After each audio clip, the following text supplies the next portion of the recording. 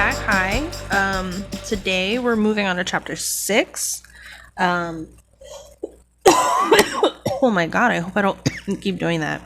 I've been having good luck with not coughing so far today, and I better keep that up, I swear to god. So last time, Harry went on a shopping spree because he suddenly found out he was secretly wealthy. And then Hagrid dropped him off at the Dursleys' house, but they left the Dursleys on that fucking rock. So, like, who knows how they got home, right? Like, that should have ended with, and then the Dursleys died on that fucking rock. The end. Because there was no food. So, yeah, I don't fucking know. Anyway, we're moving on. Somehow they make it home. No questions. Don't ask any questions about it because you're not getting any answers. Let's see. And yep, so no questions about that. They're just you're not gonna know how or why. It's never addressed again. And now, based on the title of the chapter, I think we're gonna take a train ride. So let's see. Chapter 6, The Journey from Platform 9 3/4. Harry's last month with the Dursleys wasn't fun. I mean, it wouldn't be. You left them on a fucking rock in the sea. And there were no on-screen attempts to get them off the rock from the sea. So, I'd be pretty pissed at him too. True, Dudley was now so scared of Harry he wouldn't stay in the same room, while Aunt Petunia and Uncle Vernon didn't shut Harry in his cupboard, force him to do anything, or shout at him. In fact, they didn't speak to him at all. Half terrified, half furious, they acted as though any chair with Harry in it were empty. Although this was an improvement in many ways, it did become a bit depressing after a while. Harry kept to his room, with his new owl for company. He had decided to call her Hedwig, a name he had found in A History of Magic. His school books were very interesting. He lay on his bed. Speaking of that, so like last chapter they had a list of the books he was supposed to get. I don't think, do we get that in later books? Because I feel like we don't. I feel like at a certain point, the author just tapped out and was like, look, you got some titles, all right? That's generally kind of what it's like, okay? Okay. Anyway,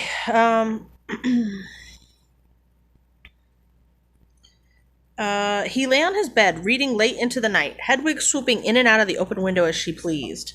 Did none of the neighbors have something to say about the fact that he had a pet owl?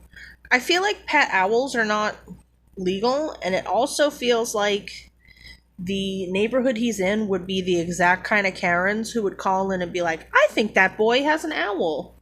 Because I think, I'm going to double check, but I feel like, aren't snowy owls endangered? You can't have an endangered pet, can you? Snowy owl endangered? Yeah, let's see.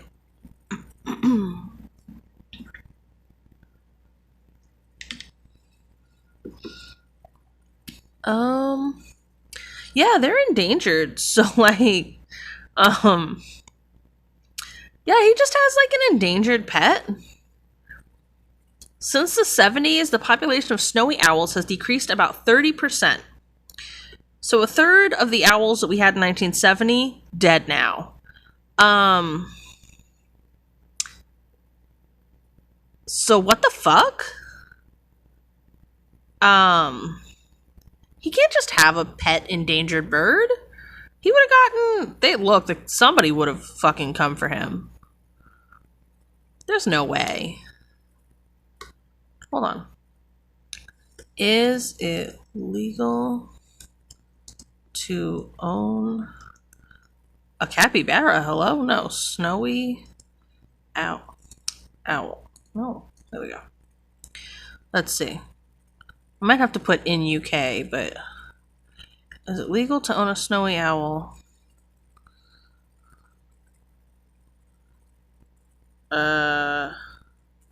You can own various owls in the UK, but in the United States, you cannot own a snowy owl or any native owl as a pet. They are federally protected under the Migratory Bird Treaty.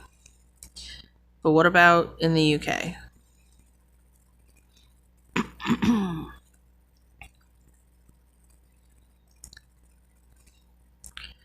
A wild snowy owl is a Schedule 1 species, so is as legally protected as any bird species can get. It is lawful, however, subject to certain conditions, to keep a captive bred snowy owl as pet. It is illegal to keep any bird, excluding poultry, in a cage or other receptacle which is not of sufficient size to permit the bird to stretch its wings. So, the cage we see in the movie is definitely not large enough to let that bird stretch her wings, so that's illegal. But it's possibly not illegal?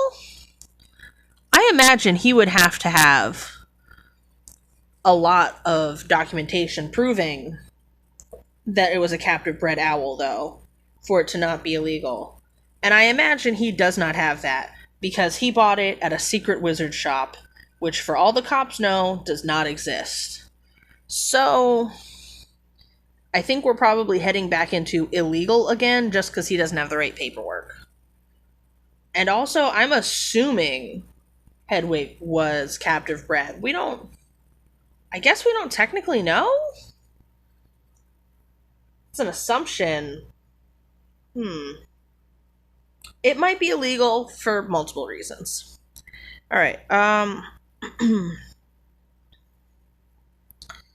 Every night before he went to sleep, Harry ticked off another day on the piece of paper that he pinned to the wall, counting down to September 1st. I'd say, where did he get the paper and the pins and stuff? But, I mean, at this point, we already know she doesn't think about the logistics of things. She just says stuff, and you're just supposed to go, yeah, that makes sense. Because, like, if they're not, at this point, are they even feeding him? Like, how is he getting fed if they're ignoring him completely? Like, then they must not be cooking for him, right? Or is he just, like, cooking for himself? Or... Anyway, I'm thinking of way more logistics than the author ever bothered to.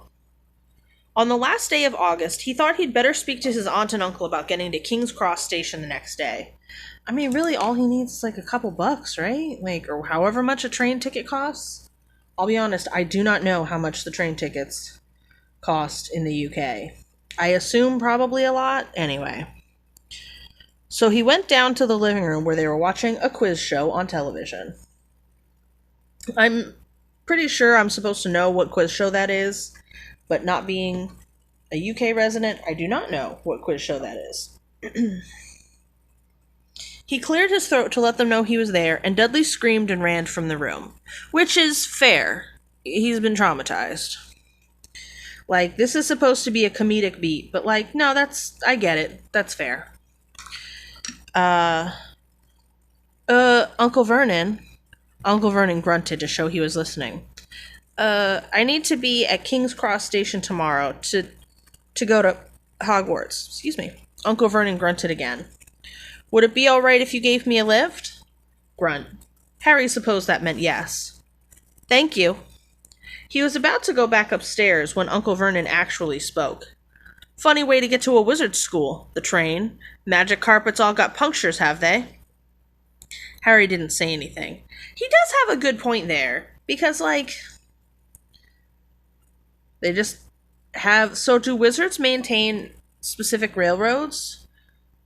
Because, like, just owning and maintaining a railroad already is the kind of thing that takes a lot of...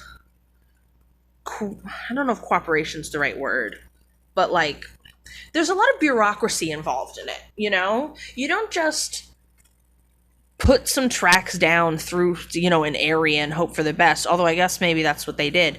But you get noticed after a while if you have train tracks. And it's not like a small track, It goes from London to Scotland. That's hundreds of miles of track that they have to, like, own the land that the tracks sit on top of, because if they don't, at any point, someone else could be like, the fuck are these train tracks doing here? And just rip them up, and then there's your fucking train track destroyed, So, I guess there's possibly abandoned train tracks. The UK is much older than any of the places I've ever lived in terms of continuous colonial inhabitants. I don't know. People be living there, I mean. And, yeah, people be living there. So, But that doesn't really matter based on when trains were invented. America was invented when trains were invented, right? America was invented. You know what I mean? Yeah, no, so it's about the same. Anyway, the places I've lived have had a bunch of abandoned railroad tracks, some places more than others. Where I'm living now in New York City, there's really no abandoned train tracks because everything's just in continuous use. But in some other areas, there've been, tracks no one's really using. So I guess it's possible that these are like abandoned, disused tracks that are being repurposed. But again, that's a funny way to get to wizard school, right? Especially because, like, is it stopping along the way to pick up other children, or do all children have to go all the way to London, even if they already, well, I guess if they already live in Scotland, they probably don't have to take the train, right? Anyway, but yeah, so do they all have to go to London first? Like, it makes sense for Harry because he already basically lives in London, but, like, what if you live in the fucking, what was it called? The Colesville or whatever that Petunia came from? How do you get to Hogwarts from there? How did Lily get to Hogwarts? Did she take the Hogwarts Express? If so, did she have to go all the way down to London first? Or was there a stop along the way she could get picked up on? Anyway, I'm thinking about this way more than the author did. Where is this school, anyway? A totally valid question for a caregiver to ask. I don't know, said Harry, realizing this for the first time. He pulled out the ticket Hagrid had given him from his pocket. I just take the train from platform 9 3/4 at 11 o'clock, he read. His aunt and uncle stared. Don't talk rubbish, said Uncle Vernon. There is no platform 9 3/4. It's on my ticket.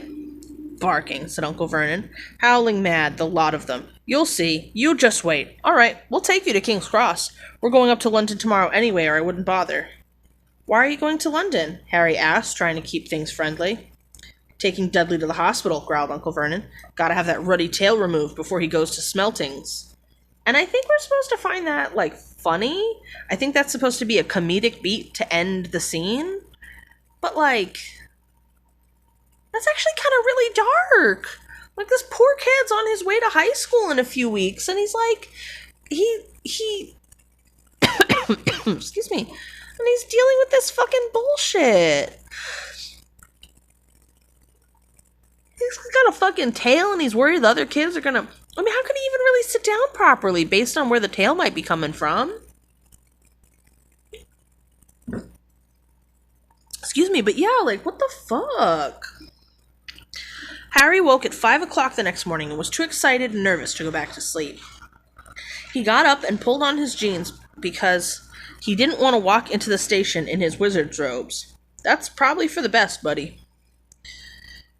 He'd change on the train. He checked his Hogwarts list yet again to make sure he had everything he needed, saw that Hedwig was shut safely in her cage, and then paced the room, waiting for the Dursleys to get up. 2 hours later, so that's at 7, Harry's huge, heavy trunk had been loaded into the Dursleys' car. Aunt Petunia had talked Dudley into sitting next to Harry, and then they were off. So they left at 7. The train leaves at 11? Yeah, 11. I guess maybe they lived that... I mean, when we looked it up last time, it didn't look like they were, like, several hours away, but I guess they want to make sure they get there on time and set up and everything. I don't know. I don't... Maybe it's normal to get there way early for a train. I've never taken, like, an Amtrak, basically. So maybe there's a check-in process that I don't know about. I'm just assuming it's, like, the subway or whatever. Or the MTA, where you just, show up when it's supposed to leave, and then you get on, and the guy comes around and he's like, tickets, and then you show him the tickets, and But maybe, like, if it's an Amtrak type thing, there's, like, a check-in, that, I don't know. Anyway.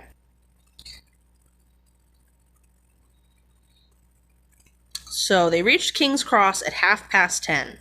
So it took them from 7, it sounds like they're leaving. Well, 2 hours, 2 hours later, he'd been loaded in the car, and they were setting off. So at 7, he gets up at 5, 2 hours later, they're leaving, so that's 7. It takes them 3.5 hours to get to London? Maybe they had breakfast. I don't know. Uncle Vernon dumped Harry's trunk onto a cart and wheeled it into the station for him. That was nice. Harry thought this was strangely kind until Uncle Vernon stopped dead, facing the platforms with a nasty grin on his face. Well, there you are, boy. Platform 9, Platform 10. Your platform should be somewhere in the middle, but they don't seem to have built it yet, do they? He was quite right, of course. There was a big plastic number 9 over one platform, and a big plastic number 10 over the one next to it, and in the middle, nothing at all. I am curious about how the platforms are set up at King Cross Station then. Because even at, like, Grand Central, like, the platforms, there wouldn't be anything in the middle anyway, right? Like, there would literally just be nothing at all, because it's a continuous platform, you know? One side's labeled 9, one side's labeled 10. But it's the same slab of concrete. Like, in the movies, he goes through, like, a wall, and I think he might go through a wall here. But, like, where's that wall? Because, like, even at Grand Central, where you got, like, 20 platforms all, like, near each other, you know? Probably more. I don't know. I've never counted. It's definitely more than 20, right? How many are down there? A lot. Let's say that much. And you know, and that's all underground and shit too. But anyway, so you go down onto your platform or whatever, and it's like, it's just a slab of concrete, you know? Where the fuck is this even supposed to be? I get that it's supposed to be like whimsical and cute. But what wall is this? Like, where? Like the stairs wall? Or I guess they're on the ground floor, it sounds like. So not by stairs then, because they're at the ground level. I'm thinking about this too hard. Anyway. Have a good term, said Uncle Vernon with an even nastier smile. He left without another word. That's like a crime, though? You can't just fucking leave a kid in a train station? Like, that's abandonment. Like, just go to a conductor or whatever they're called. The people that work in the ticket sellers or whatever. They have people working in the train station. You know what I'm talking about. Go up to them and be like, "Hi, hello. My uncle just left me here. Yeah, he just, like, left me here. So, can you call the cops? Thanks, you know?" Anyway, Harry turned and saw the Dursleys drive away. All 3 of them were laughing, because this is a TV show, or a commercial, or, you know, it's cinematic. They're all getting in the car. No one feels weird about abandoning this little boy in a train station. I mean, best case scenario, like some like traffickers or something are coming to pick him up at platform 9 3/4, right? You don't want to, like, investigate that. You don't want to find out more about the train, you know? This is what I'm saying. Like, he was all a big man in the fucking hut where he's like, "Oh, he's not going. I'm not gonna." Then when push comes to shove, he's like, "Well, bye, bitch." And he like, "Bye, Felicia," and he's gone. Like, hello? Anyway, Harry's mouth went rather dry. What on earth was he going to do? Yeah, for real.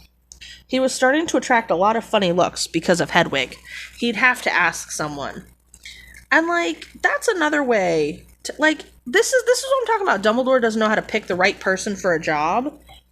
Hagrid has to have known. How the fuck did he not realize that Harry would have no idea what the fuck platform 9 3/4 fucking is? Like, he has to explain that with more words. Because at this point, you know, thank God for the Weasleys. Spoiler alert, I guess. The Weasleys are coming. But, like, you know, if it weren't for the serendipity of the Weasley family showing up at the same time, like, he would have gone to a conductor and been like, I have this magical ticket and me and my pet owl have to go to a wizard school and stuff. Like, this would have failed to launch, you know? It just would have been Harry talking with a CPS officer about how his uncle left him waiting for a fake train, you know? There would have been like court involved. Like, this is a crime. This is definitely like this is child endangerment. You know? This is gonna sound like his aunt and uncle set it up for him to be kidnapped or whatever. Like, this is not, I don't even know the word. Like, it's not, this isn't, it's not gonna work out, is what I'm saying. It's just not gonna fucking work out. And Dumbledore should have fucking known that Hagrid wouldn't have fucking known. You know what I mean? Like, it's so much of this series is just entirely based on, like, luck. If the Weasleys hadn't been there, this book would have ended way sooner, you know? He stopped a passing guard, that's the, yeah. I guess in New York it's just cops. But anyway. He stopped a passing guard, but didn't dare mention platform 9 3/4. The guard had never heard of Hogwarts. So why would he mention the magical wizard school, but not the platform he's trying to... Okay. And when Harry couldn't even tell him what part of the country it was in, he started to get annoyed, as though Harry was being stupid on purpose. Which is shitty of the guard, because, like, if an 11-year-old child is like, my relatives have dropped me off, and I gotta go to a place I don't know where it is, and hello?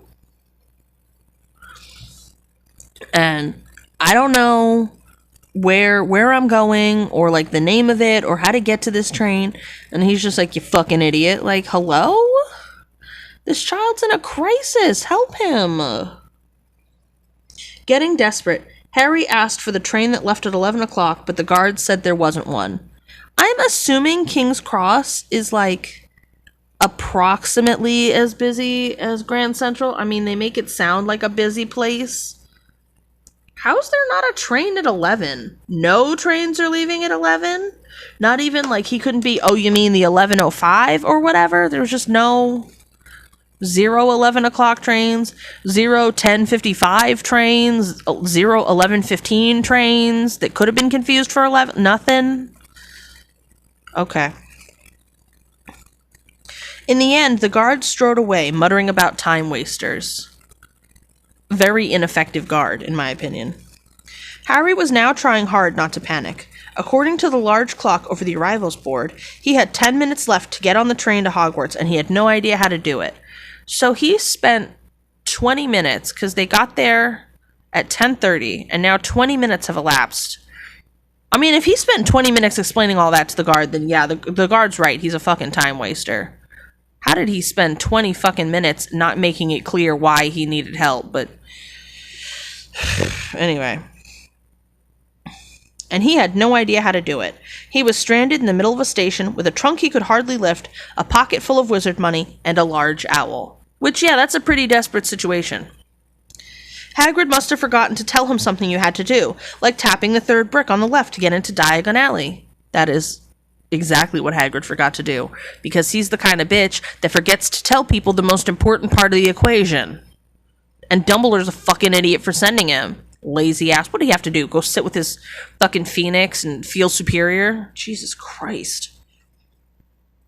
He wondered if he should get out his wand and start tapping the ticket inspector's stand between platforms 9 and 10. Okay, so maybe the 3/4 bit is in the ticket inspector's stand? That doesn't make any sense to me. Because then where do they end up actually? When you go through the wall, like, where is that on Earth? Where the fuck is that? Or is it another dimension? Like, because is it in another... But then the train ends up in real Scotland, I think. Maybe it's in the alternate dimension Scotland? Where does this fucking thing go? Anyway. At that moment, a group of people passed just behind him, and he caught a few words of what they were saying. Packed with muggles, of course. Harry swung around. The speaker was a plump woman who was talking to 4 boys, all with flaming red hair. Hold on, I want to go back to that. Packed with muggles. It's their fucking train station, bitch. Hello? Like, that's another one, too, where it's like, do you go to England and be like, so many fucking English people here? Well, I guess maybe other members of the UK might. But, like, you don't just be, like, packed with England. The English? What do you call them? The English? That's what you call them? Fucking terrible, dim and dim. But anyway, fucking packed to the gills with English. Really English people fucking everywhere, man. Like, well, yeah, they live here. It's where they fucking live. Where else are they gonna be? Like, so yeah, anyway, the casual racism is fucking weird. And like, I guess not casual bigotry, because it's not racism, but it's definitely bigotry. And it's just wild, because they're like, oh, muggles. Excuse me, muggles are the fucking worst. They're so discriminatory against wizards. Like, meanwhile, you guys too. Damn. Anyway, each of them was pushing a trunk like Harry's in front of them, and they had an owl. Heart hammering, Harry pushed his cart after them. They stopped, and so did he, just near enough to hear what they were saying.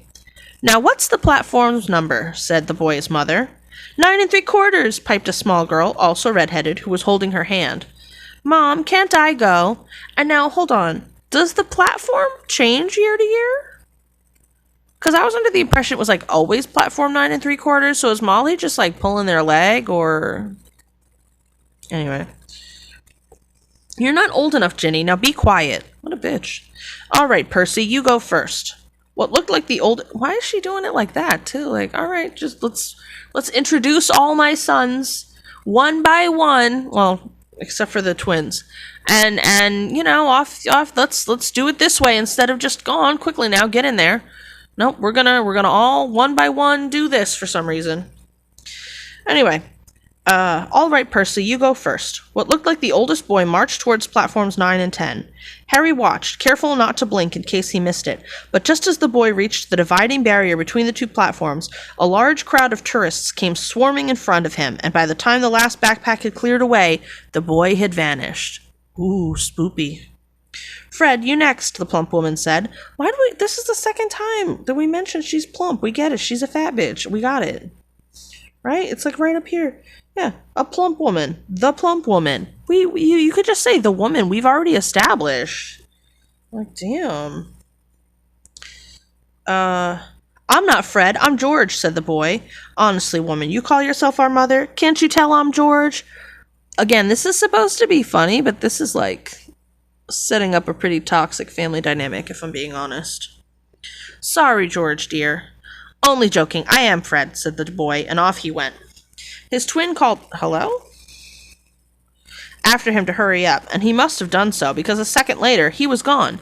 But how had he done it? Now the third brother was walking briskly toward the barrier. He was almost there. And then, quite suddenly, he wasn't anywhere. There was nothing else for it. Excuse me, Harry said to the plump woman. Again, third time, she's fat. Just if you forgot in the last few sentences that she's fat, here you go. She was, fat. She was fat. She was pleasantly plump, just in case you were curious. Which you definitely were, because you've forgotten in the last 5 sentences whether or not she was plump. And I'm here to tell you, yes, she was. Hello, dear, she said. First time at Hogwarts? Ron's new, too. Because she's trying to match her sons up with friends. She pointed at the last and youngest of her sons. He was tall, thin, and gangling, with freckles, big hands and feet, and a long nose. You know what they say about the big hands and the long nose? Haha. Wait, I just realized that's gross. He's 11. Never mind. I take that back. He's 11. Stop. That's... Damn. Anyway. Why'd Rowling put that in? Anyway. Yes, said Harry. The thing is, I don't know how to. Not to worry, she said. All you have to do is walk straight at the barrier between platforms 9 and 10. Don't stop and what barrier though? Is there like a wall between platforms? Hold on. I'm looking this up. King's Cross Station. I want to look at some photos of the trains. Because, like, I can't imagine this. Oh, it's pretty. Okay, so this is platform 2 and platform 3. Right. This looks exactly like I expected. Hold on. I'm going to put this... Hold on. I'm going to pull it up on my phone so you guys can see. Because this is... It doesn't make sense.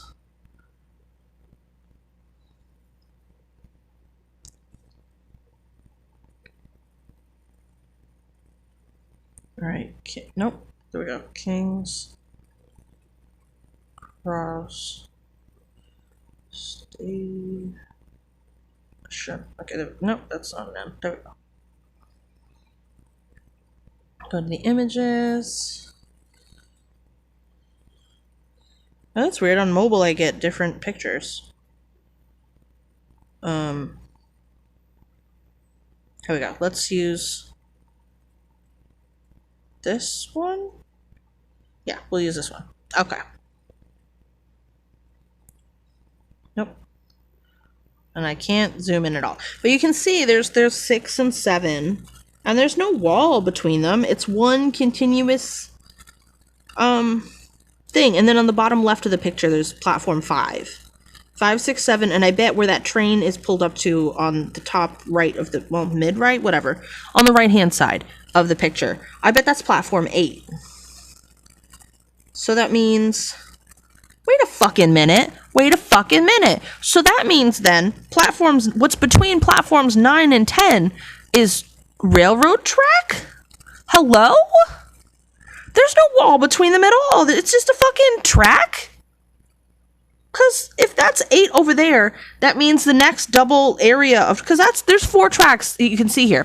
At the bottom right, next to 5 is empty. 6 has a bunch of like gravel cars or something next to them. And then 7 is empty. 8 has a train at it. So that means, 1, 2, 3, 4 is a set. 5, 6, 7, 8 is a track. That means between 9 and 10, what's the thing between platforms 9 and 10 is train track? I'm even more confused about what they're fucking doing now. Hello? Unless she means that what is that called? The window and shit at the end. Hold on, let me get another photo. Because there's a window at the end. There's no other, I don't see any, there were different photos. Yeah, there's platform 9.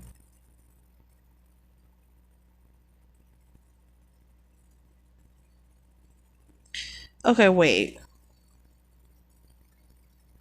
They have an actual platform 9 3/4 up now, and it's so fucking funny. They have like little... Hold on. Let me see which one has like a...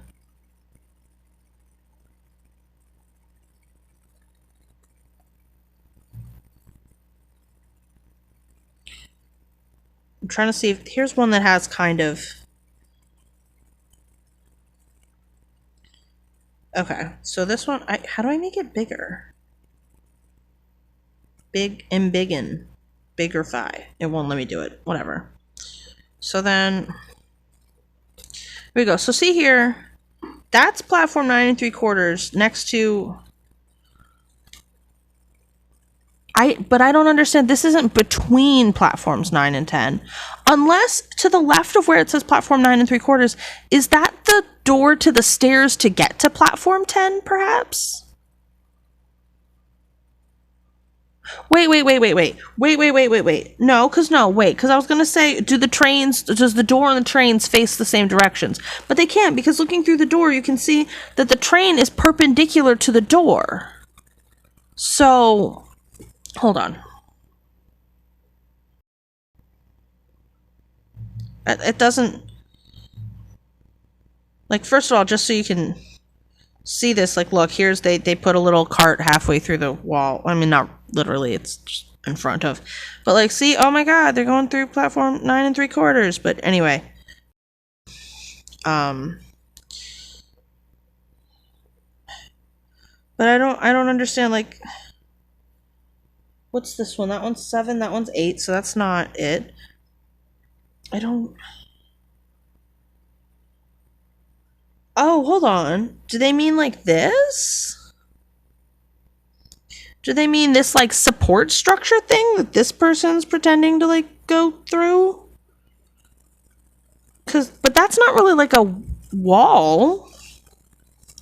And then again, when they go through that, where do they end up? Where are they?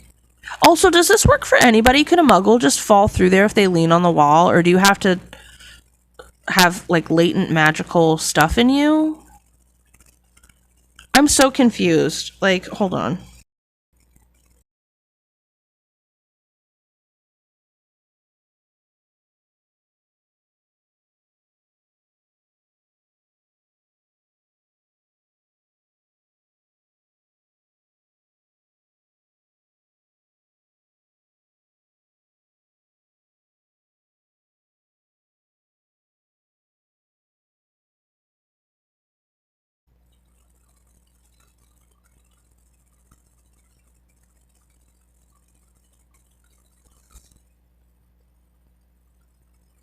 That was fucking rude. My connection kicked me off. Anyway. So, yeah, I don't understand how platform 9 3/4 is supposed to work. Because even if we could figure out the exact location of this wall, which doesn't seem to exist, there's, like, multiple places that the photos seem to indicate have been labeled platform 9 3/4 at some point. So that kind of indicates to me that the barrier wall between doesn't fucking exist. I think, like, if she had said, like, platform, like, 8 3/4 or 4 3/4 or something, because it does look like there is a wall between those. But 9 and 10 are in the same area with a track between them. So I don't know. I just don't know.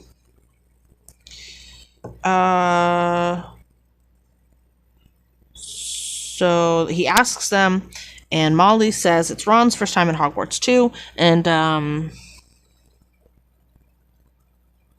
how to get onto the platform, she said kindly, and Harry nodded. Not to worry, she said. All you have to do is walk straight at the barrier between platforms 9 and 10, which doesn't exist, but we're going to ignore that part. Don't stop, and don't be scared you'll crash into it. That's very important, because I guess the platform can smell fear.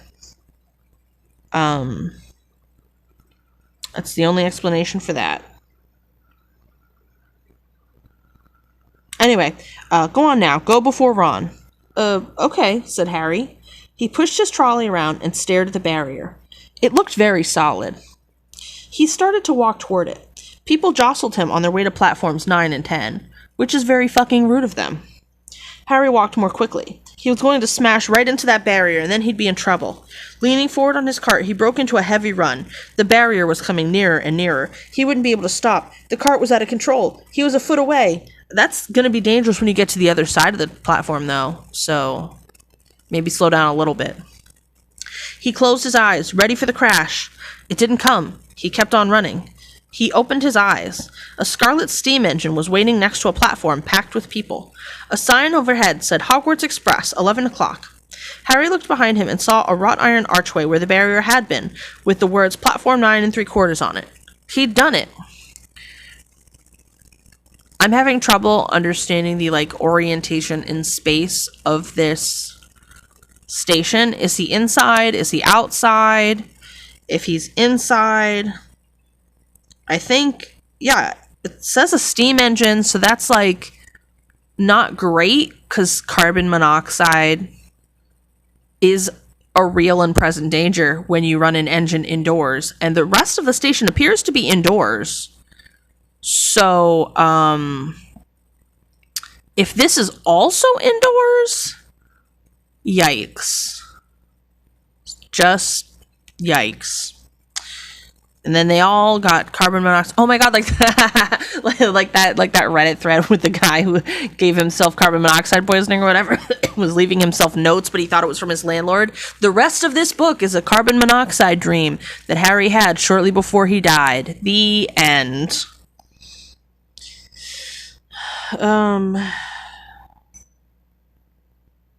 Anyway, smoke from the engine. Yeah, see, it is smoke. Smoke from the engine drifted over the heads of the chattering crowd, while cats of every color wound here and there between their legs.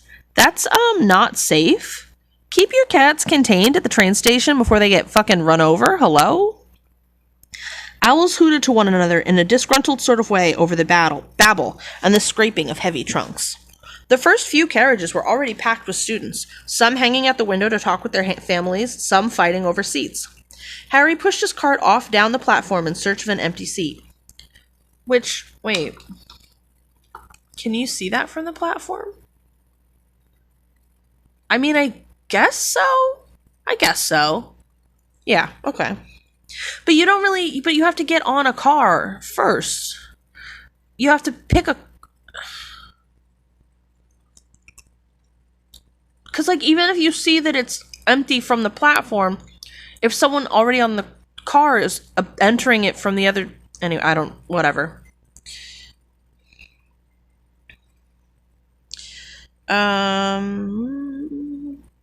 He passed a round-faced boy who was saying, "Gran, I've lost my toad again." "Oh, Neville," he heard the old woman sigh. A boy with dreadlocks was surrounded by a small crowd.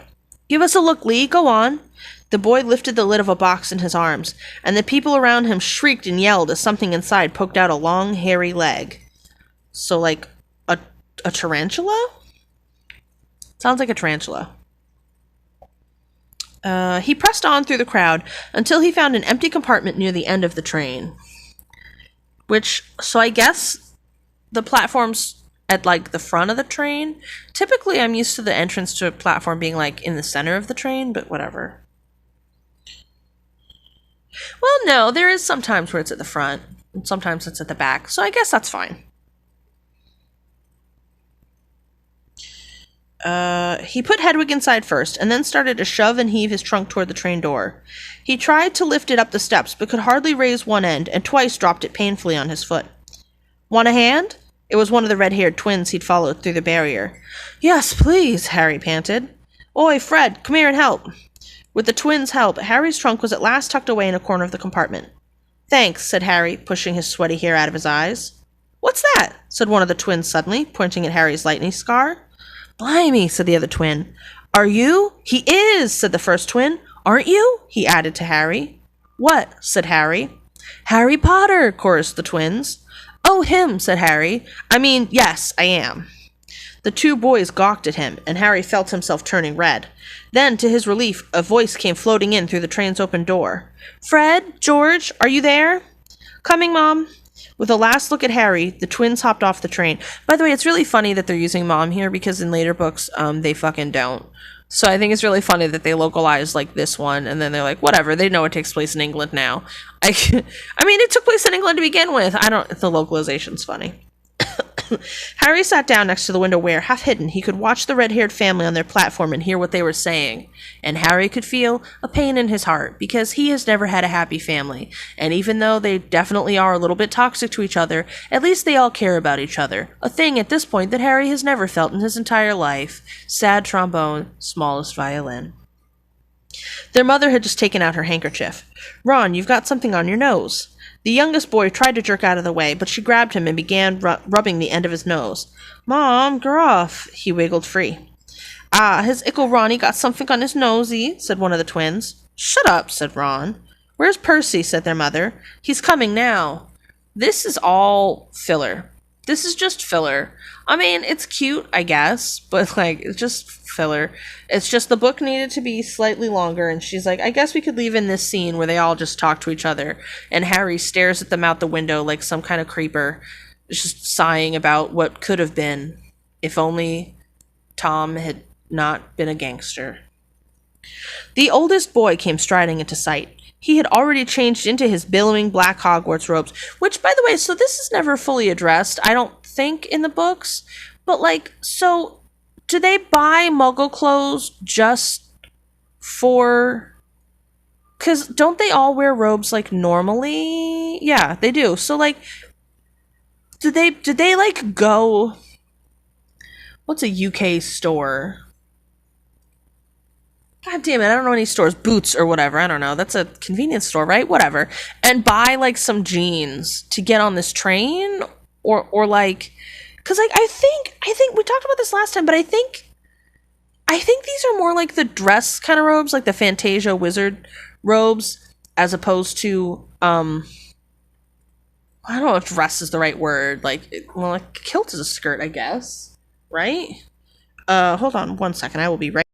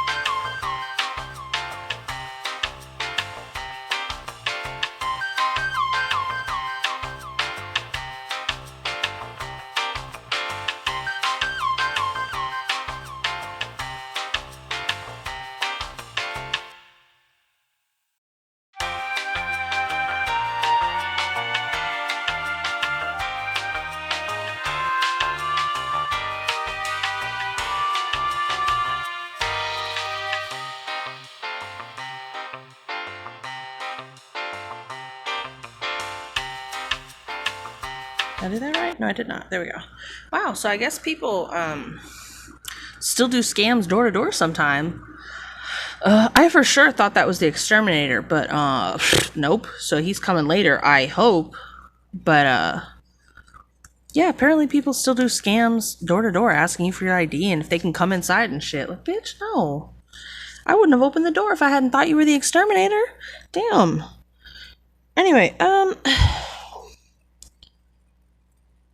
yeah, so they're wearing robes, right? So do they go into like a store? How do they get the Muggle clothes? Cause everybody was wearing fucking robes and shit. So they get Muggle clothes for this like one day, just so they don't look weird in the train station. It must be really weird. I guess maybe they go to a thrift shop, because like getting kids clothes and stuff, I don't know. It's cute that she tried to be like, oh, and they dress different and stuff too, but at the same time, so where'd they get their jeans and shit? Is there like a store in every like wizard town where they're like, get your Muggle clothes here, going to London, Muggle clothes for you. Anyway, Harry noticed a shiny silver badge on his chest with the letter P on it. P for prefect, P for Percy, and also P for get the fuck out of here. Can't stay long, Mother, he said. I'm up front. The prefects have got 2 compartments to themselves. Oh, are you a prefect, Percy? Said one of the twins with an air of great surprise. You should have said something. I had no idea. Hang on, I think I remember him saying something about it, the other twin said. Once or twice, a minute, all summer. Oh, shut up, said Percy the prefect. How come Percy gets new robes anyway? Said one of the twins. Because he's a prefect, said his mother fondly. All right, dear. Well, have a good... Also, he's the oldest child currently still in the house. He can't get... Like, I guess Bill and Charlie could have left their robes behind, but, like, they moved the fuck out. So, like, whose hand-me-downs is Percy supposed to get? Sorry, Fred and George, your time will come.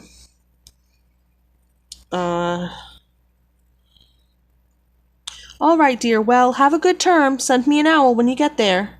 She kissed Percy on the cheek and he left. Then she turned to the twins.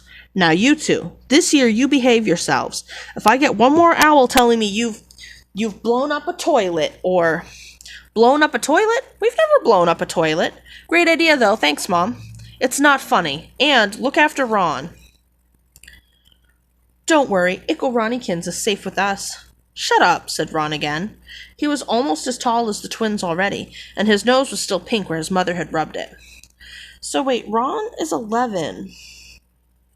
The twins, are they 1 or 2 years older? I want to say 2, because 11-year-olds blowing up toilets and shit is a bit much, but 13-year-old? No, I guess a 13-year-old. And they're 14 now? No, because they would have had to do that when they were 12. If they're 13 now. Their criminal genius is a sign of poor parenting. Because how the fuck do they know how to do all that shit? Anyway, Hey, Mom, guess what? Guess who we just met on the train? Harry leaned back quickly so they couldn't see him looking. You know that black-haired boy who was near us in the station? Know who he is? Who? Harry Potter. Harry heard the little girl's voice. Oh, Mom, can I go on the train and see him? Mom, oh, please. You've already seen him, Ginny, and the poor boy isn't something you goggle at in a zoo. Is he really, Fred? How do you know? I asked him. I saw his scar. It's really there, like lightning. Poor dear. No wonder he was alone. I wondered. He was ever so polite when he asked how to get onto the platform. Never mind that. Do you think he remembers what you-know-who looks like? Their mother suddenly became very stern. I forbid you to ask him, Fred. No, don't you dare, as though he needs reminding of that on his first day of school. Which is fair. That's very fair. It's the kind of thing a child would ask, but fair of her to tell him not to do it. All right, keep your hair on. A whistle sounded. Hurry up, their mother said. And the 3 boys clambered onto the train. They leaned out of the window for her to kiss them goodbye, and their younger sister began to cry.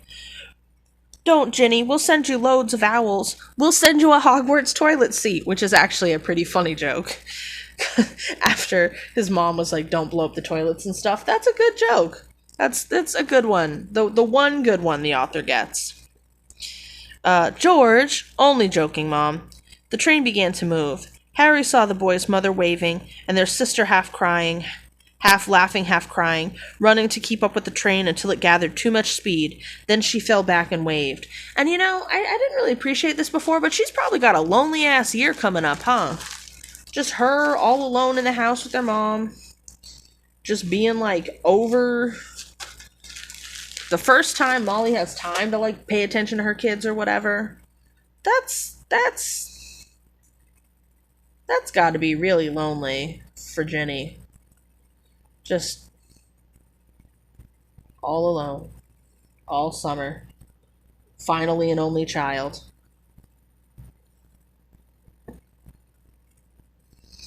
The train gathered too much speed and she fell back and waved. Harry watched the girl and her mother disappear as the train rounded the corner. What corner? Hello? Anyway. Houses flashed past the window, so they're at least outside now.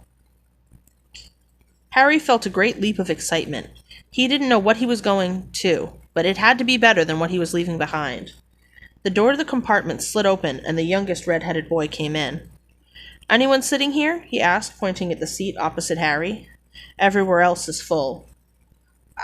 I didn't think about it before, but I'm pretty confident now that that's not the case. I am pretty confident that Fred and George were like, you go meet him and you go make friends with him. We're going to be friends with Harry Potter. Watch. I'm pretty fucking confident. But anyway. Harry shook his head and the boy sat down. He glanced at Harry and then looked quickly out the window, pretending he hadn't looked. Harry saw he still had the black mark on his nose. "Hey, Ron." The twins were back. "See? They're checking to see if he did it." "Listen, we're going down the middle of the train. Lee Jordan's got a giant tarantula down there." So it was a spider. "Right," mumbled Ron. "Harry," said the other twin, "did we introduce ourselves? Fred and George Weasley. And this is Ron, our brother. See you later, then." Oh, they are definitely setting them up. They're like, "See, here's Ron, Harry, Ron. We're Fred and George Weasley. Okay, we're going to go hang out with Lee Jordan. Be friends. Bye." "Bye," said Harry and Ron. The twins slid the compartment door shut behind them. "Are you really Harry Potter?" Ron blurted out. Harry nodded. "Oh, well, I thought it might be one of Fred and George's jokes," he said. "And have you really got, He pointed at Harry's forehead.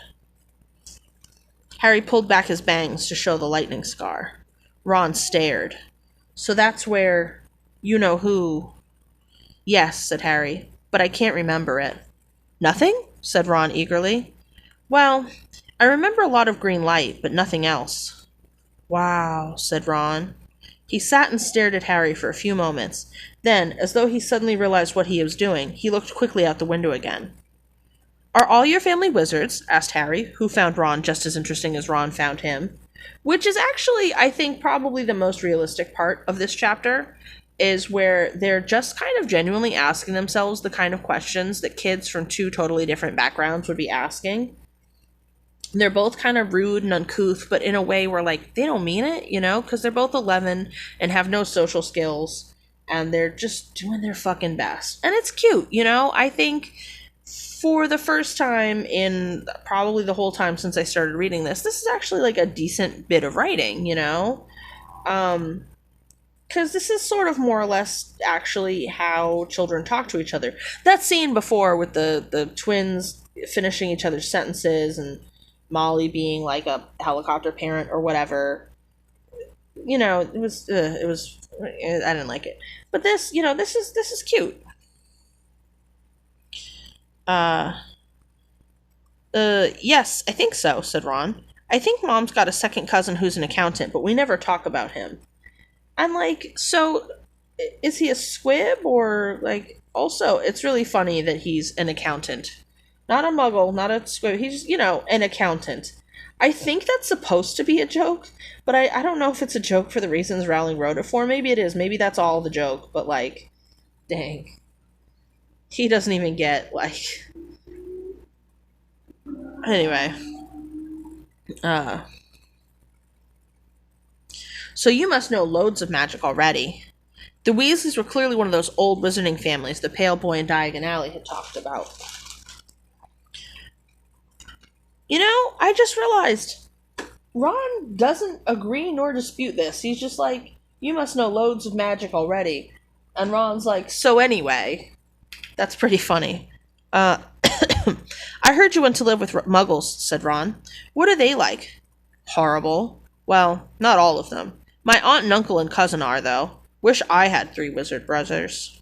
5, said Ron. For some reason, he was looking gloomy. I'm the 6th in our family to go to Hogwarts. You could say I've got a lot to live up to. Bill and Charlie have already left. Bill was head boy, and Charlie was captain of Quidditch. Now Percy's a prefect. Fred and George mess around a lot, but they still get really good marks, and everyone thinks they're really funny. Everyone expects me to do as well as the others, but if I do, it's no big deal because they did it first. You never get anything new either with 5 brothers. I've got Bill's old robes, Charlie's old wand, and Percy's old rat, which... hand-me-down pets? The other stuff... Wait, hold on. Charlie's wand? Why did Charlie get a new one? What? Why did Charlie get a new one? Wait a minute.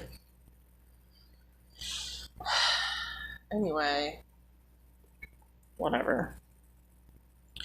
I do relate to that, though. I mean, not me. I was the first, so I don't have the whole, like, oh, whatever I do will never matter because...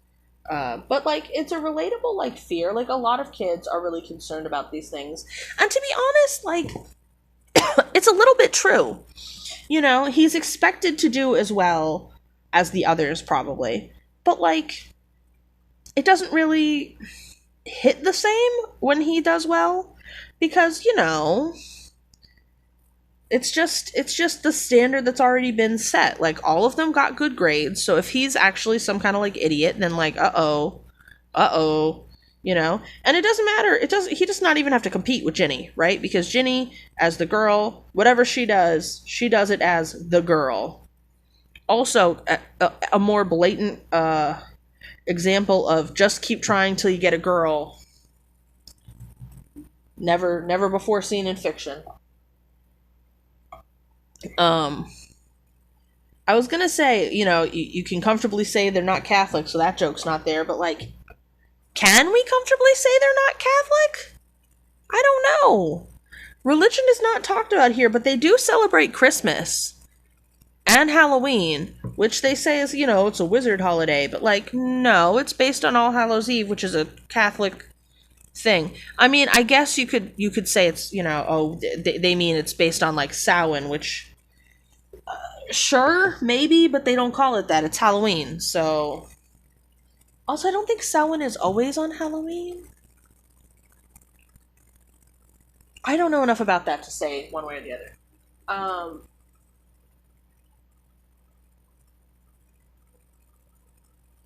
Sorry to measure something real quick. So yeah, I don't know.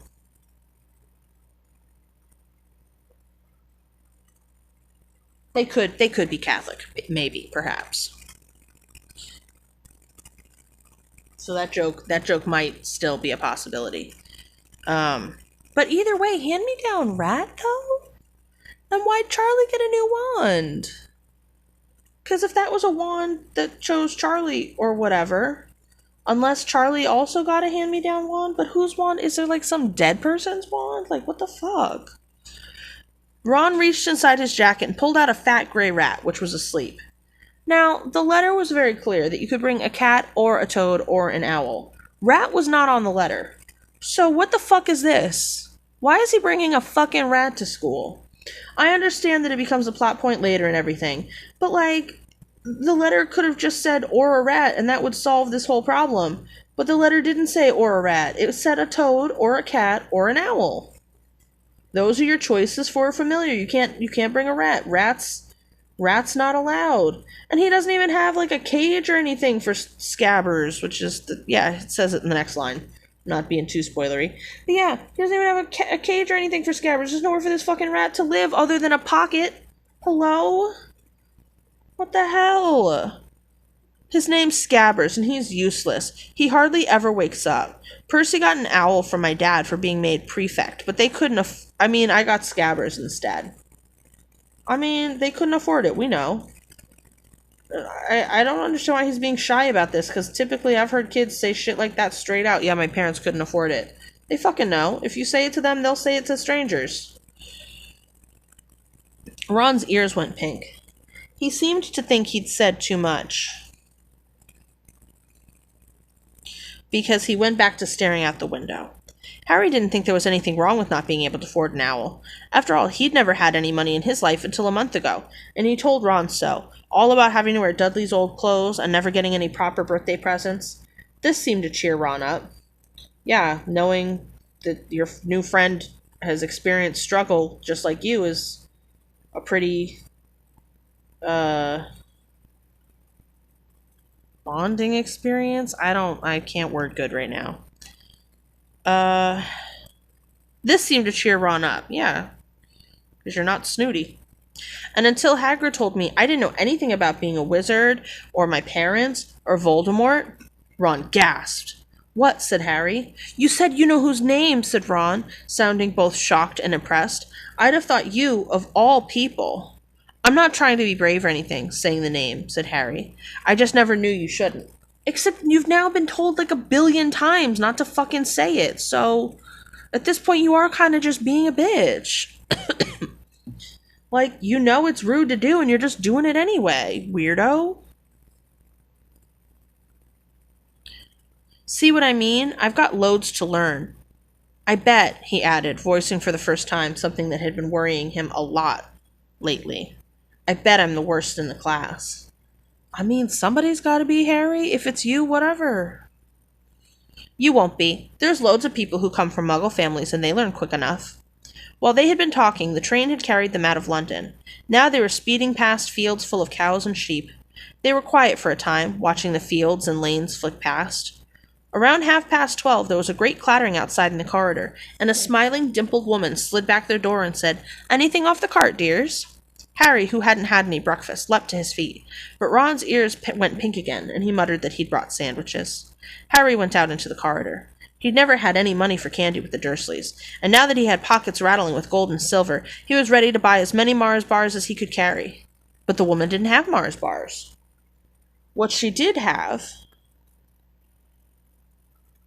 were Bertie Bott's every flavor beans, and now we have those too. Drooble's best blowing gum. Chocolate frogs, which I think they sell now too. Pumpkin pasties, which I'd love to have. I don't think I've ever seen that, but I'd fucking eat the shit out of that.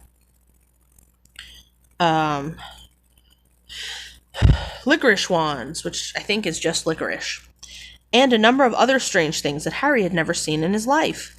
Not wanting to miss anything, he got some of everything, and paid the woman 11 silver sickles and 7 bronze nuts.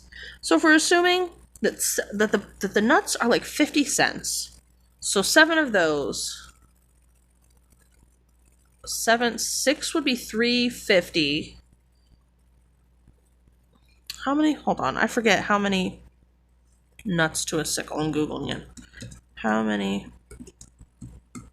nuts are in a sickle? Thank you, Google.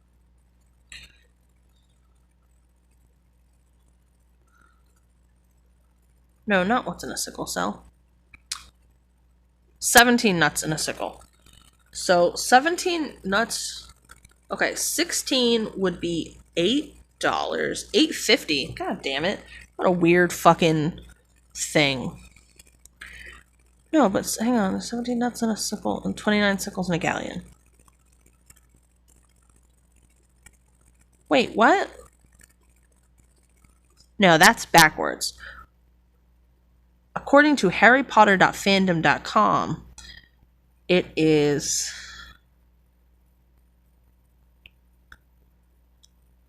493 nuts in a galleon, but 29 nuts in a sickle. So 30 would be $15, so $14.50.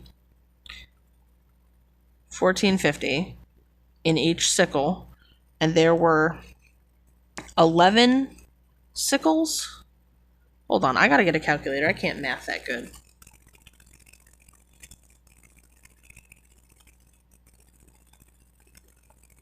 Okay. Each sickle is worth $14.50, so 14.5 times 11 sickles. Jesus fucking Christ. And then 7 bronze nuts. So plus 350. He spent $163 on candy. God damn. That trolley lady must have been like, okie dokie, have a good day. All the stuff in my cart is gone. Well, no, not necessarily. I'm sure she had like $1,000 worth of stuff, but like, god damn. That's a lot of fucking candy, son. 163 fucking dollars. God damn it. Shit. Let me double check. Cause this the Harry Potter Wizarding currency. Is there any conversion? Because I'd love to know if there's a conversion. Okay, so some of this is from Harry Potter Hogwarts Mystery. Well, that's fine. I'm not probably ever going to play that. Nut, sickle, galleon. Okay. Magic varies from country to country. In Great Britain, goblins. Cast them. Wizarding currency in the United States is the Dragot and the Sprink. Wizarding currency of France is the Bazant. There's no known method. Okay. Galleon, sickle, nut. Well, those symbols sure are shitty. Okay, so they have conversion between them. Enchanted coins. Spanish pirates. Shekels. Whatever. So goblins get muggle money back into circulation.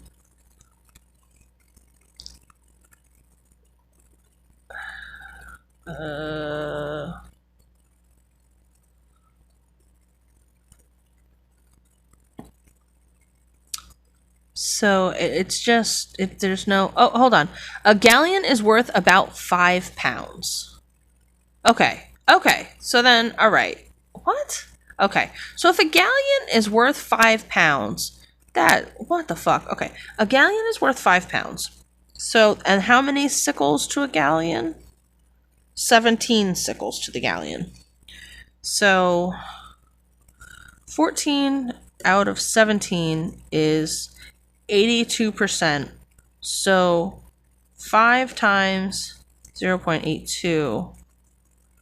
So that's 4. Well, that doesn't make a lot of sense either. Hold on. There's 493 nuts in a galleon. So $5 times, no, divided by 493 times 100. It's basically 1 cent. Oh yeah, that makes sense because it's almost 500. So we'll just treat it like pennies then. So 4.1 plus 0.07. So Harry spent $4.17 on candy? How much did each cost? Hang on. The newspaper before cost 5 cents? What? What is this economy? Even in 1991, a paper didn't cost 5 cents. Got me fucked up. So hold on. Let's assume Harry bought one of each of these. 1 Bertie Bott's, 1 Drooble's Best Blowing Gum, 1 Chocolate Frog, 1 Pumpkin Pasty, 1 Cauldron Cake, 1 Licorice Wand, and a number of other things. So even if that's only 6 candies, each of them cost less than $1. But it's more than 6 candies because it says, and a number of other things. How did he only spend less than $5?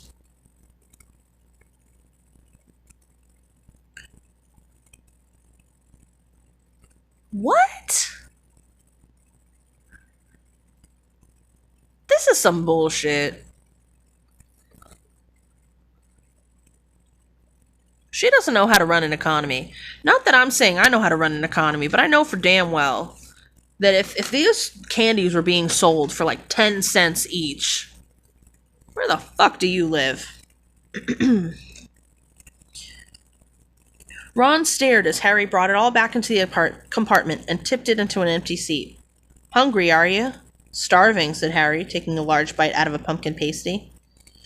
Ron had taken out a lumpy package and unwrapped it. There were 4 sandwiches inside. He pulled one of them apart. Oh, I guess like because it's cut in half?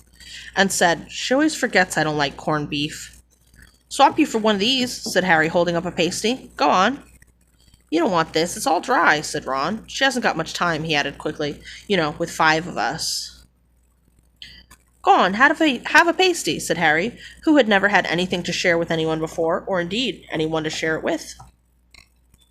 It was a nice feeling, sitting there with Ron, eating their way through all of Harry's pasties, cakes, and candies. The sandwiches lay forgotten.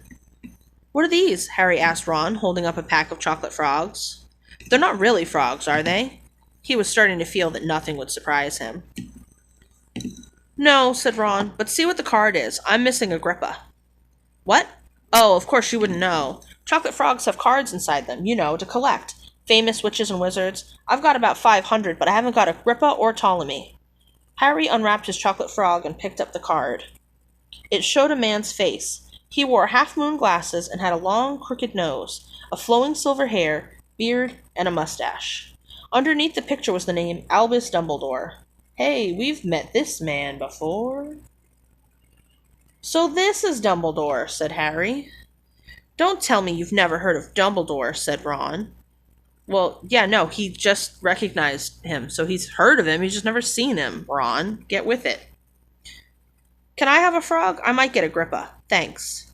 Harry turned over his card and read, Albus Dumbledore, currently headmaster of Hogwarts. And that's all she wrote. That's it. That's the whole thing about him. The end. Okay. Oh no, there's more, sorry. Considered by many the greatest wizard of modern times. He jokes. Oops. Dumbledore is particularly famous for his defeat of the Dark Wizard Grindelwald in 1945, for the discovery of the 12 uses of dragon's blood. So no one knew how to use dragon's blood before Dumbledore, and his work on alchemy with his partner Nicholas Flamel. Professor Dumbledore enjoys chamber music and 10-pin bowling. Which, okay. Who doesn't like I mean, I guess they're saying it's like a particular hobby of his, but everybody likes bowling. Harry turned the card back over, and to his astonishment, Dumbledore's face had disappeared. He's gone. Well, you can't expect him to hang around all day, said Ron. He'll be back. No, I've got Morgana again, and I've got about 6 of her. Do you want it? You can start collecting. Ron's eyes strayed to the pile of chocolate frogs waiting to be unwrapped. Help yourself, said Harry. But in, the Muggle world, people just stay put in photos. Do they? What, they don't move at all? Ron sounded amazed. Weird. Which, I mean, I guess if basically every photo you've ever seen was a GIF, that would be weird. Harry stared as Dumbledore sidled back into the picture on his card and gave him a small smile. Ron was more interested in eating the frogs than looking at the famous wizard and witch cards, but Harry couldn't keep his eyes off of them. Soon he had not only Dumbledore and Morgana, but Hengist of Woodcroft, Alberic Grunion, Circe, Paracelsus, and Merlin. He finally tore his eyes away from the druidess Cleodna, who was scratching her nose, to open a bag of Bertie Bott's every flavor beans. You want to be careful with those, Ron warned Harry. I just lost my place, hello? You want to be careful with those, Ron warned Harry. When they say every flavor, they mean every flavor. You get all the ordinary ones, like chocolate and peppermint and marmalade, but then you can get spinach and liver and tripe. George reckons he had a booger-flavored one once. Ron picked up a green bean, looked at it carefully, and bit into a corner. Blech! See? Sprouts. They had a good time eating the every flavor beans. Harry got toast, coconut, baked bean, strawberry, curry, grass, coffee, sardine, and was even brave enough to nibble the end off of a funny gray one Ron wouldn't touch, which turned out to be pepper. The countryside now flying past the window was becoming wilder. The neat fields had gone. Now there were woods, twisting rivers, and dark green hills. There was a knock on the door of their compartment, and the round-faced boy Harry had passed on platform 9 3/4 came in. He looked tearful. "Sorry," he said, "but have you seen a toad at all?" When they shook his heads, he wailed, "I've lost him! He keeps getting away from me!" "He'll turn up," said Harry. "Yes," said the boy miserably. "Well, if you see him—" He left. "Dunno why he's so bothered," said Ron. "If I'd brought a toad, I'd lose it as quick as I could. Mind you, I brought Scabbers, so I can't talk." The rat was still snoozing on Ron's lap. "He might have died, and you wouldn't know the difference," said Ron in disgust. "I tried to turn him yellow yesterday to make him more interesting, but the spell didn't work. I'll show you, look." He rummaged around in his trunk and pulled out a very battered-looking old wand. It was chipped in places, and something white was glinting at the end. Unicorn hairs nearly poking out. Anyway, he had just raised his wand when the compartment door slid open again. The toadless boy was back, but this time he had a girl with him. She was already wearing her new Hogwarts robes. "Has anyone seen a toad? Neville's lost one," she said. She had a bossy sort of voice, lots of bushy brown hair, and rather large front teeth. "We've already told him we haven't seen it," said Ron, but the girl wasn't listening. She was looking at the wand in his hand. "Oh, are you doing magic? Let's see it then." She sat down. Ron looked taken aback. All right." He cleared his throat. "Sunshine, daisies, butter, mellow. Turn this stupid fat rat yellow." He waved his wand, but nothing happened. Scabbers stayed gray and fast asleep. "Are you sure that's a real spell?" said the girl. "Well, it's not very good, is it? I've tried a few simple spells just for practice, and it's all worked for me. Nobody in my family's magic at all. It was ever such a surprise when I got my letter, but I was ever so pleased, of course. I mean, it's the very best school of witchcraft, I've heard. I've learned through all our course books by heart, of course. I just hope it'll be enough. I'm Hermione Granger, by the way. Who are you?" She said all this very fast. Hello, goodbye." Harry looked at Ron, and was relieved to see by his stunned face that he hadn't learned all the course books by heart either.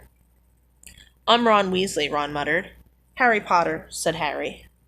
"Are you really?" said Hermione. "I know all about you, of course. I got a few extra books for background reading, and you're in modern magical history and the rise and fall of the dark arts, and great wizarding events of the 20th century. "Am I?" said Harry, feeling dazed. "Goodness, didn't you know? I'd have found out everything I could if it was me," said Hermione. "Do either of you know what house you'll be in?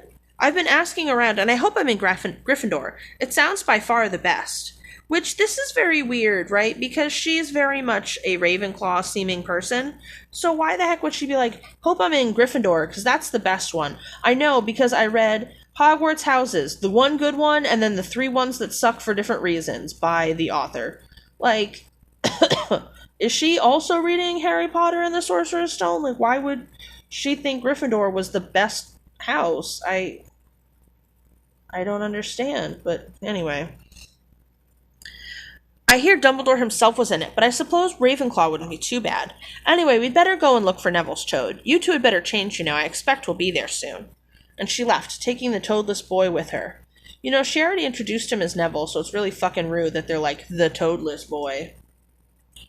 "Whatever house I'm in, I hope she's not in it," said Ron. He threw his wand back into his trunk. "Stupid spell. George gave it to me. Bet he knew it was a dud." Yeah, he probably did. He was definitely, like, messing with you. "What house are your brothers in?" asked Harry. "Gryffindor," said Ron. Gloom seemed to be settling on him again. "Mom and Dad were in it, too. I don't know what they'll say if I'm not. I don't suppose Ravenclaw would be too bad. But imagine if they put me in Slytherin. That's the house you know who was in?" "Yeah," said Ron. He flopped back into his seat, looking depressed. "I think the ends of Scabbers' whiskers are a bit lighter," said Harry, trying to take Ron's mind off of houses. "So, what do your oldest brothers do now that they've left, anyway?" Harry was wondering what a wizard did once he'd finished school. "Yeah, us and everyone else. Thanks for letting us know the point of this question." "Charlie's in Romania studying dragons, and Bill's in Africa doing something for Gringotts," said Ron. "Did you hear about Gringotts? It's been all over the Daily Prophet, but I don't suppose you get that with the Muggles. Someone tried to rob a high-security vault." Harry stared. "Really? What happened to them?" "Nothing. That's why it's such big news. They haven't been caught. My dad says it must have been a powerful dark wizard to get round Gringotts, but they don't think they took anything. That's what's odd." course, everyone gets scared when something like this happens, in case you know who's behind it. Because this man has been dead for a decade, and everybody's still like, remember that one criminal? The singular criminal in the wizarding world? Another crime has happened. Maybe the one criminal to ever crime is behind it.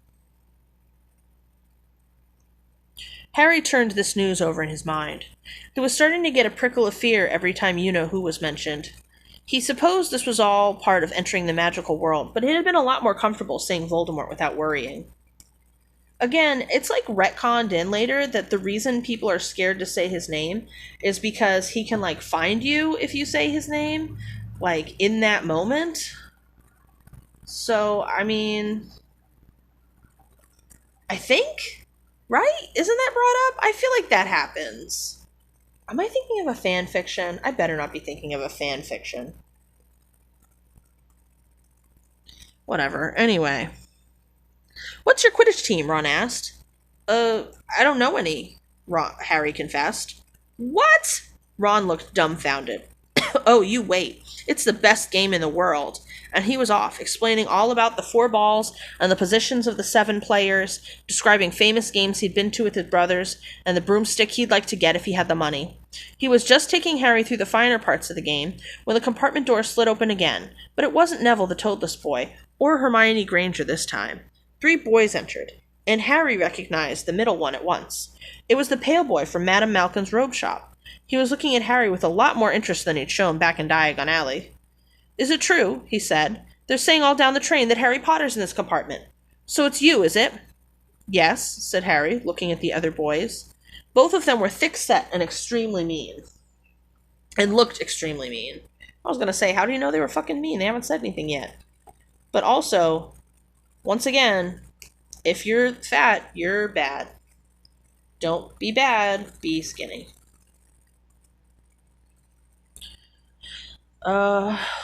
Standing on either side of the pale boy, they looked like bodyguards. And you know, they probably fucking were. Oh, this is Crabbe, and this is Goyle, said the pale boy carelessly, noticing where Harry was looking. And my name's Malfoy. Draco Malfoy. Ron gave a slight cough, which might have been hiding a snigger. Draco Malfoy looked at him. Think my name's funny, do you? No need to ask who you are. My father told me all about the Weasleys. Told me all the Weasleys have red hair, freckles, and more children than they can afford. Which, I mean, ouch, buddy. Rude. He turned back to Harry. You'll soon find out that some wizarding families are much better than others, Potter. You don't want to go making friends with the wrong sort. I can help you out there. What the fuck? Sorry, there was like a hair on my arm, but it felt like a bug. He held out his hand to shake Harry's, but Harry didn't take it. I think I can tell who the wrong sort are for myself, thanks, he said coolly. Draco Malfoy didn't go red, but a pink tinge appeared in his pale cheeks. I'd be careful if I were you, Potter, he said slowly. Unless you're a bit politer, you'll go the same way as your parents. Which, let's recognize this for what it is. A murder threat. That's a threat to murder him. So, cool. Cool. They didn't know what was good for them either. You hang around with riffraff like the Weasleys and that Hagrid, and it'll rub off on you. Both Harry and Ron stood up. Say that again, said Ron, his face as red as his hair. Oh, you're going to fight us, are you? Malfoy sneered. Unless you get out now, said Harry more bravely than he felt, because Crabbe and Goyle were a lot bigger than him or Ron. But we don't feel like leaving, do we, boys? We've eaten all our food, and you still seem to have some. Goyle reached towards the chocolate frogs next to Ron. Ron leapt forward, but before he'd so much as touched Goyle, Goyle let out a horrible yell. Scabbers the rat was hanging off his fingers, sharp little teeth sunk deep into Goyle's knuckle. Crabbe and Goyle backed away as Goyle swung Scabbers round and round, howling, and when Scabbers finally flew off and hit the window, all 3 of them disappeared at once. Perhaps they thought there were more rats lurking around among the sweets, or perhaps they'd heard footsteps, because a second later Hermione Granger had come in. What has been going on? She said, looking at the sweets all over the floor and Ron picking up Scabbers by the tail. I think he's been knocked out, Ron said to Harry. He looked closer at Scabbers. No, I don't believe it. He's gone back to sleep. And so he had. You've met Malfoy before? Harry explained about their meeting in Diagon Alley. I've heard of his family, said Ron darkly. They were some of the first to come back to our side after you-know-who disappeared. Said they'd been bewitched. My dad doesn't believe it. He says Malfoy's father didn't need an excuse to go over to the dark side. He turned to Hermione. Can we help you with something? You'd better hurry up and put your robes on. I've just been up to the front to ask the conductor, and he says we're nearly there. You haven't been fighting, have you? You'll be in trouble before we even get there. I was gonna say something, but you know what? Let her go up and talk to the conductor and shit. It's not like she has any friends. It's not like she has anything better to do. It's 1991. Like, what's she gonna do? Look at her cell phone? Come on. Scabbers been fighting, not us, said Ron, scowling at her. Would you mind leaving while we change? All right. I only came in here because people outside are behaving very childishly, racing up and down the corridors, said Hermione in a sniffy voice. And you've got dirt on your nose, by the way. Did you know? I think we're supposed to find it, like, really hypocritical of her for saying that people are running all up and down the corridors, but, like, it's the kind of shit that 11-year-olds do, man. I don't really feel any kind of way about it, you know? He and Ron took off their jackets and pulled on their long black robes. Ron's were a bit short for him. You could see his sneakers underneath them. So I guess that's how we learn that they're like floor length? Which I guess makes sense for why he had to stand up on the stool to be fitted for them. But still. Especially if you're making them for 11-year-olds, though, you'd think you'd make them a little bit long. Because, like, they're gonna grow, you know? It's what 11-year-olds do. Maybe they have, like, a deep hem you can let out. But then, wouldn't Ron be able to let... I don't know. Whatever. A voice echoed through the train. Oop. There we go. We will be reaching Hogwarts in 5 minutes' time. Please leave your luggage on the train. It will be taken to the school separately. So I guess the luggage better have had your name on it, because otherwise... That's fair, though. Having these kids, like, lug those big trunks around those sounds like a recipe for disaster. Harry's stomach lurched with nerves, and Ron, he saw, looked pale under his freckles. They crammed their pockets with the last of the sweets and joined the crowd thronging the corridor. The train slowed right down and finally stopped. People pushed their way toward the door and out onto a tiny dark platform. So, it's September 1st, so the sun should be setting... Hold on. Let's see. Scotland sunset times.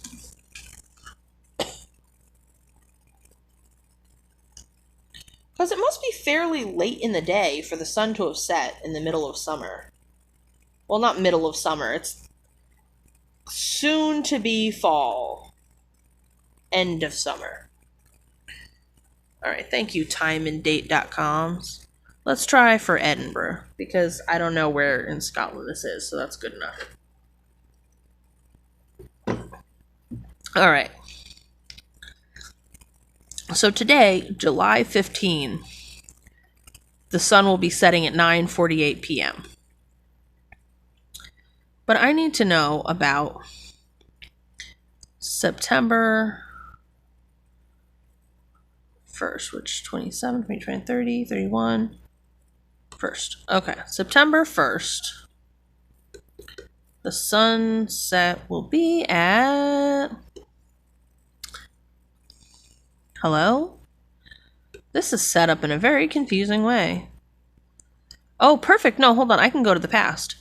I can change September of 1991.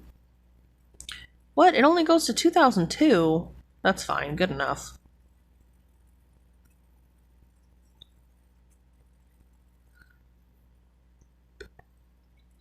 So September 1st, 2002. The sun set at 8 p.m. So it took them 12, 1, 2, 3, 4, 5, 6, 7, 8, a minimum of 9 hours to get from London to Scotland. I mean, does that track London to Edinburgh train time? Oh, perfect. Other people Googling some similar shit.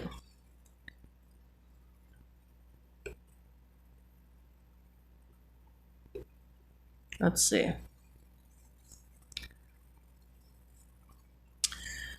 Okay, no, not a high-speed train, just a regular, like, shitty steam train. So it takes an average of 5.5 hours to travel from London to Edinburgh by train. And it's a distance of roughly 332 miles. Oh, and it only costs like $11? Okay. Anyway,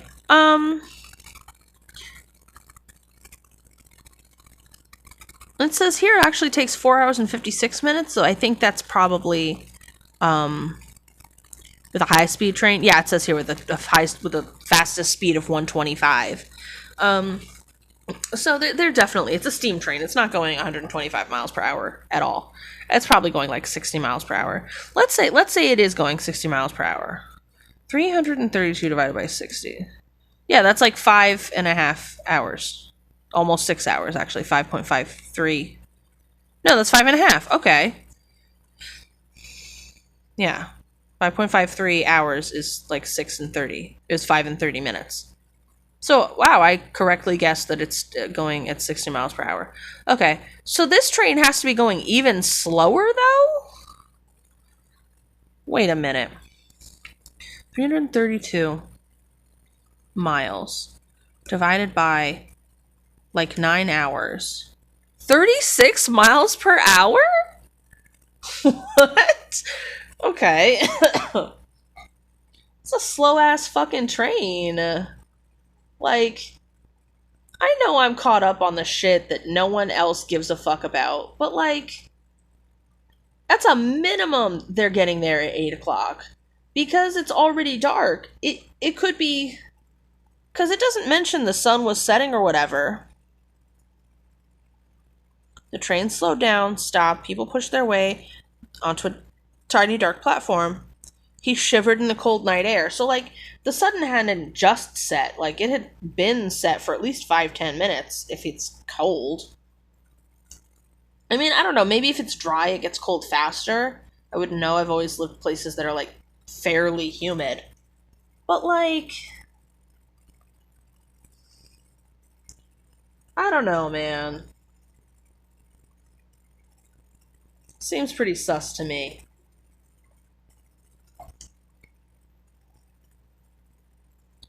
So, okay, assuming it did take just 9 hours, why? Is it not direct? Is it, like, stopping other places to pick up other kids? But they said this train was pretty packed, though, in London. So it sounds like you have to go to London to get on this train. Because it goes direct with no stops.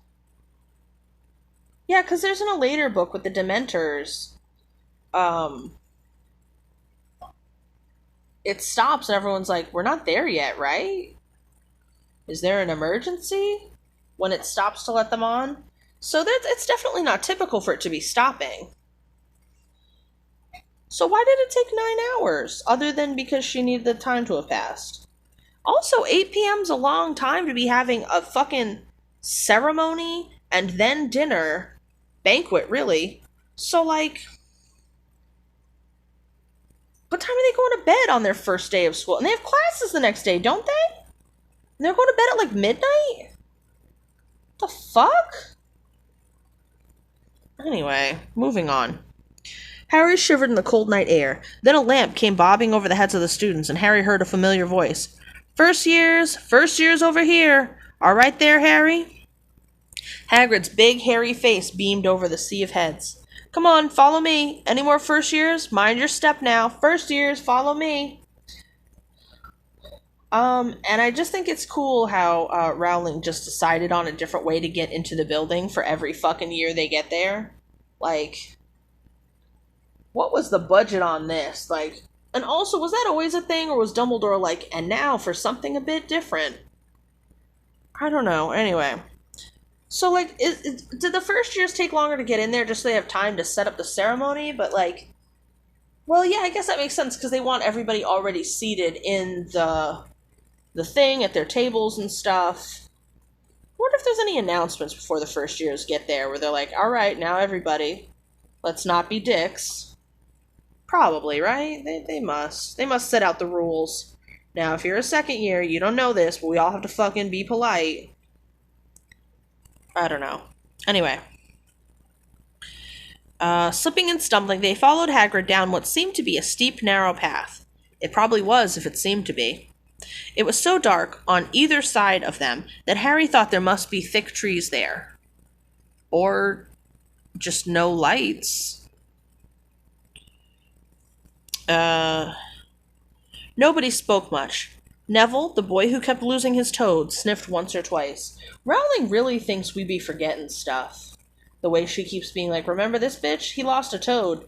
Did you remember this child who lost a toad? In case you forgot, he's Toad Boy. Like, she really thinks we do not remember characters from page to page.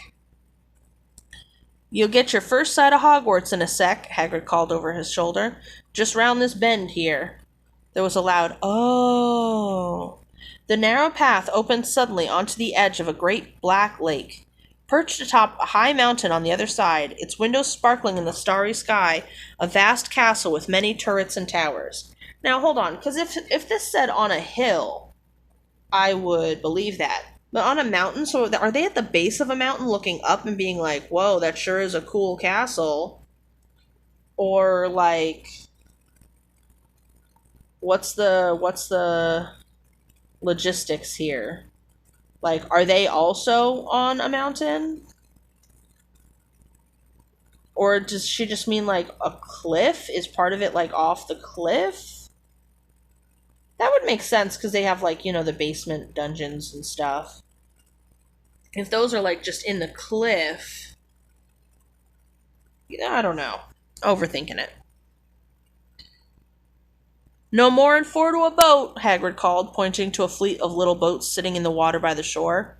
Harry and Ron were followed onto their boat by Neville and Hermione. Everyone in, shouted Hagrid, who had a boat to himself. Well, that makes sense. It'd be weird if he was in one of the kid boats. Right then, forward! And the fleet of little boats moved off all at once, gliding across the lake, which was as smooth as glass.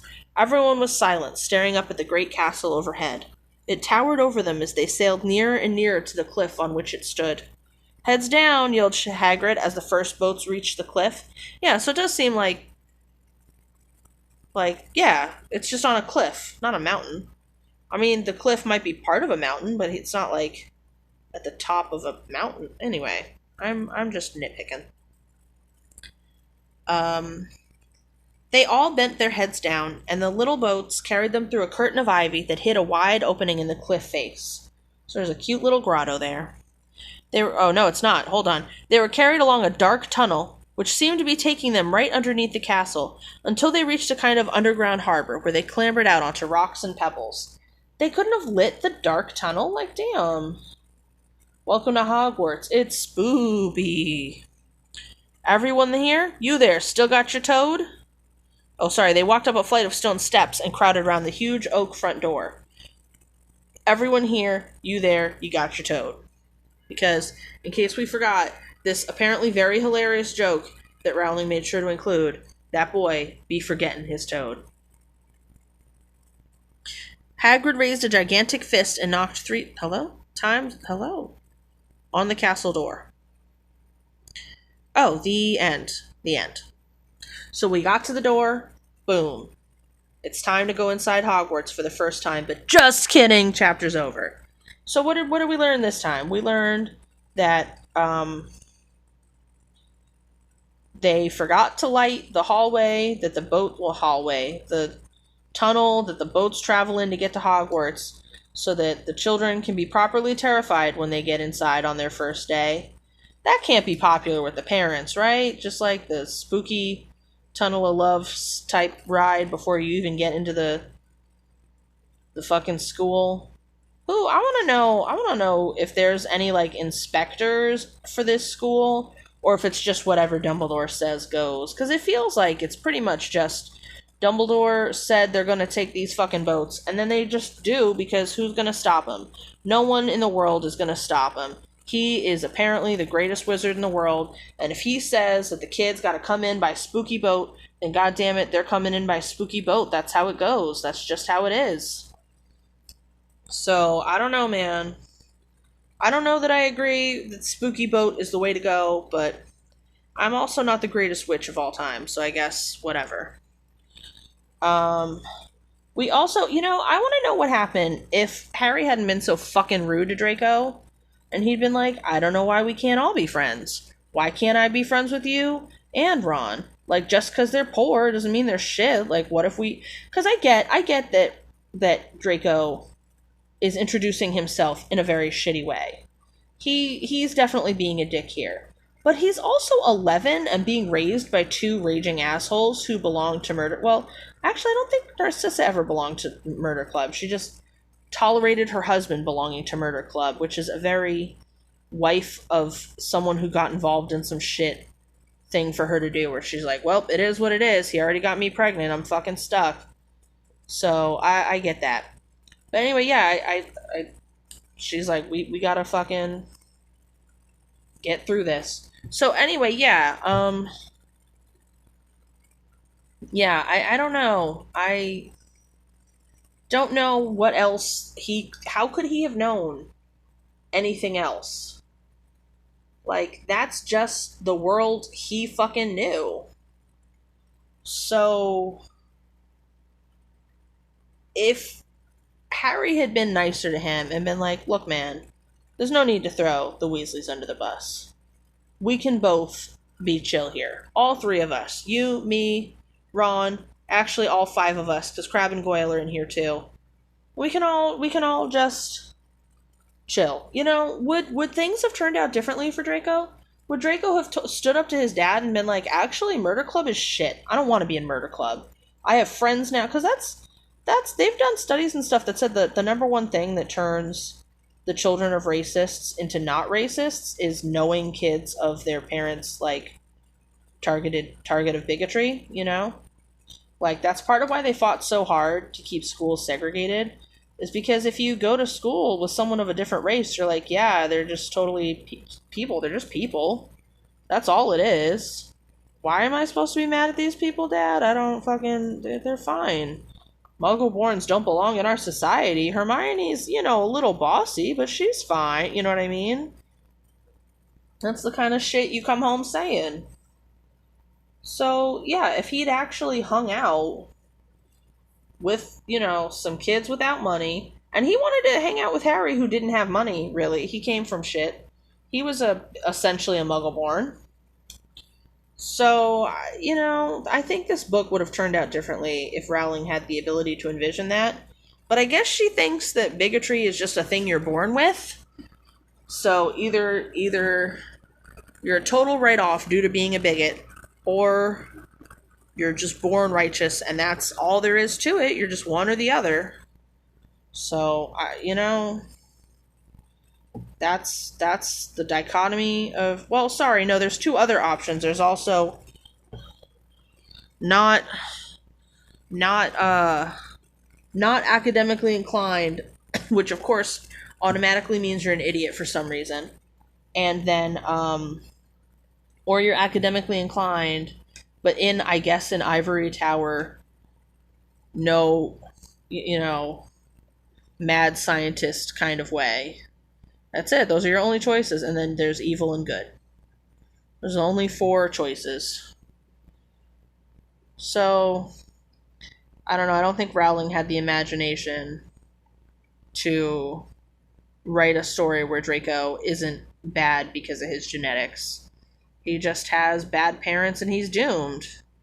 Even though millions of children of, like, hate groups and stuff who... Well, I don't know if millions is the right number, because that implies that there's, like, millions of people in hate groups. And my understanding is not really. No one gives a shit. But anyway, hundreds, possibly, of children who are like, I walked away. Like, even, what's the name of that, church? The God Hates Fags church? Am I allowed to say that word on Twitch? I hope so, because Well, I not for that. Just I hope that I don't get in trouble for it. But anyway, but yeah, that church. His kids left mostly, not all of the kids, but I think like 3 out of 6 or something like that left the church when they became old enough to run away. So like, you know, kids really don't want to be in hate groups, is what I'm saying. So maybe if I mean, not that it's Harry's responsibility to like teach him not to be racist. It's no one's responsibility to teach Draco not to be racist. I'm just saying if he hadn't basically spit in Draco's face and been like, fuck you for being a Malfoy, you know? Like, I get that Draco was doing that to Ron about being a Weasley. I'm not excusing that behavior. I'm just saying, you know, the fastest way to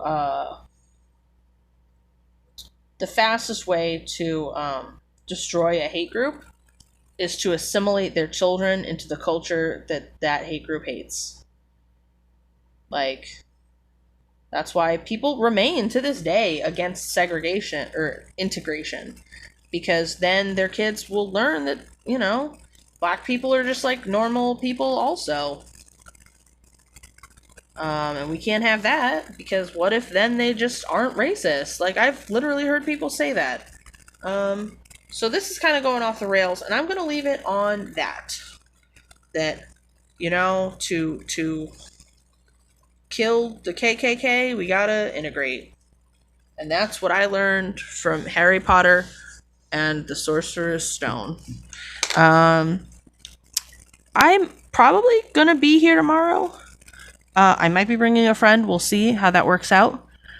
If so, I'll see you then. If not, have a good weekend. I'll see you guys Monday. Bye.